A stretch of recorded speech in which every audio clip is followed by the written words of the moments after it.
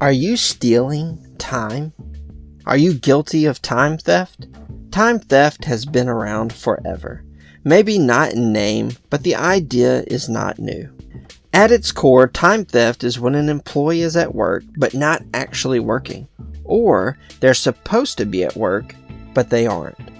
This doesn't apply to taking time off, but rather when you slip out early, come in late, or take extended lunches but still get paid for a full day's work. Generally speaking, we know about time theft because we've been trained to watch the clock, and people are so weary of being watched and monitored by their leaders that a lot of people have real anxiety about even being perceived as someone who may be guilty of time theft. I think the topic of time theft is growing due to a rise of remote work. Employees in an office will toe the line a lot more out of a sense of fear.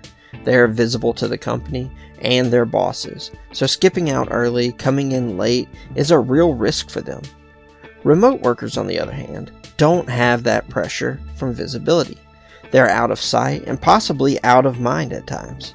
As a result, companies are weary that time theft is happening more and more frequently because they don't have that direct oversight of those employees. I may go so far as to say that time theft is only a major concern in remote work. In an office, time theft often leads to termination. In remote settings, it's a discussion about employee monitoring, or how companies can even determine if time theft is taking place. Many companies have monitoring systems on remote worker equipment. This allows them to track work being done, time spent on the computer, and other metrics as well. So if you are remote, are you participating in time theft? Having spent a lot of time in both on-site and remote roles, I can say that this idea of time theft is often overblown and not very impactful. Of course, there are plenty of times where people are engaged in time theft, but the fear should really just be limited to those who are intentionally participating in time theft. The reality is that no one is working a full 8 hours from start to finish. People take breaks, they walk around, catch up with coworkers, and many other non-related tasks. In fact, the company itself participates in time theft. How many meetings have you been to where the meeting started 15 minutes late, it runs 15 minutes over because your leader is talking or maybe just socializing? You have office parties where you're getting paid.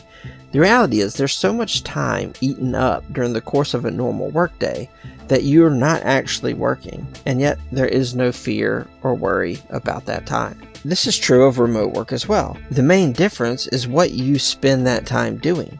If you chat with a group of coworkers for 30 minutes, it may be that at home you do a load of laundry or you walk around your neighborhood. Ultimately, our jobs and our role at a company should be focused on the work that needs to be done. For hourly employees, the work is tied to the time, but even then, if you produce great work and plenty of it, your boss likely won't care if you did it in 7 hours or 8 hours. For salaried employees, it's primarily about the work to be done and little to do with the time. In theory, it's not about the time you put in, but rather getting the project finished. At the end of the day, time theft is a corporate thing that shouldn't impact most people. Don't purposely steal time and try to get away with it. Do your job and take breaks when you need them. If the work is getting done and you're doing a good job, most bosses aren't going to be overly concerned with your time or potential time theft. Now, if you have a boss that is overly concerned about your time, they likely have trust issues. They're a micromanager and probably exhibit other undesired managerial qualities. At the end of the day, don't let the fear of time theft run your career. It's normal and necessary for employees to take breaks. In fact, there's been many studies where sitting down and working for 8 hours is unhealthy in numerous ways. Mentally, physically, relationally, it's not ideal. If you have a boss who is always hounding over you, you may want to consider finding a new job, changing departments, or having a discussion about why they are that way. Now, approach that discussion delicately, but if you're a trustworthy person who does a great job, you shouldn't have this fear of time theft hanging over you.